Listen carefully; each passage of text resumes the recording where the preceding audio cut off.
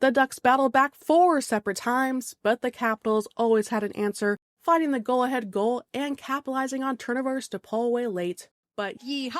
It was a wild and fun ride, though. Did you say yeehaw? I sure did. Yes, she did. Just 2 minutes in, Strome opened the scoring. Oh, what's that? It's Dylan, not Ryan. Whoops.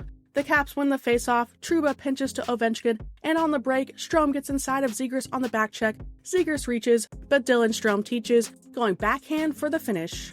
3 minutes later, the Ducks struck twice, 29 seconds apart to take the lead.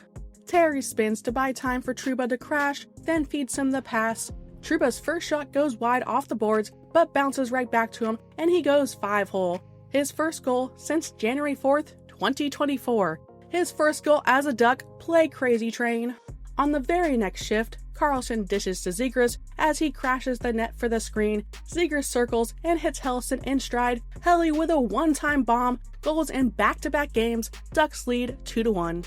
Shots were even at 8 apiece with 6:35 to go, but by the end of the first, the Caps had a 19-8 advantage, including a late equalizer. Ovechkin released a wrister off Gudis' leg, Protas pounced on the loose puck and sent it top quarter to make it 2-2. Gudis was pretty shaken up, but he did return for the second.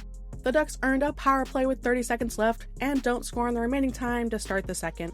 5 minutes in, the Capitals retake the lead. Dubois gets tangled up with Gudis as they scramble to their feet. Gudis reaches for his stick while Dubois heads straight to the net. They take different sides of the goal, leaving Dubois all alone in front to deflect it in, 3-2.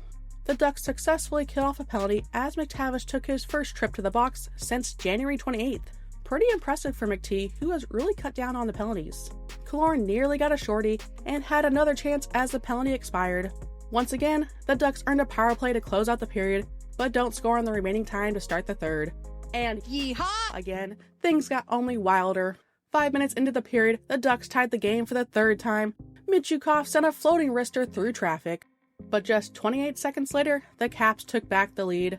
The Ducks lost coverage in front, leaving Protas all alone. He wasted no time, backhanding his second goal-ahead goal of the game, 4-3. Then just 84 seconds later, the Ducks tied it up again. Terry, Minty, and Strome pushed the rush up ice. As they gained the blue line, Strome found for Toronto at the far circle. Frankie loaded up and lasered home his team-leading 20th goal of the season, his third straight 20-goal season. Crazy that it took this long for the Ducks to have a 20-goal scorer this season. Are you not entertained? For Toronto, Selly says it all, 4-4 with 13 minutes left. Momentum was back on the Ducks' side, but a costly turnover sealed their fate. Carlson passed into Trouba's skate, led to an on-man rush, a 2-on-1 shot, and Dowd beat Zellweger to the rebound for the eventual game winner, 5-4, with just over 6 minutes left to play. The Caps broke the Ducks back with a minute and a half left. The Ducks were trying to pull Dostal for the extra attacker, but never managed to establish possession. Bull Olivier broke the puck out of his own zone, went coast to coast, and finished with a backhand pass Dostal, 6-4.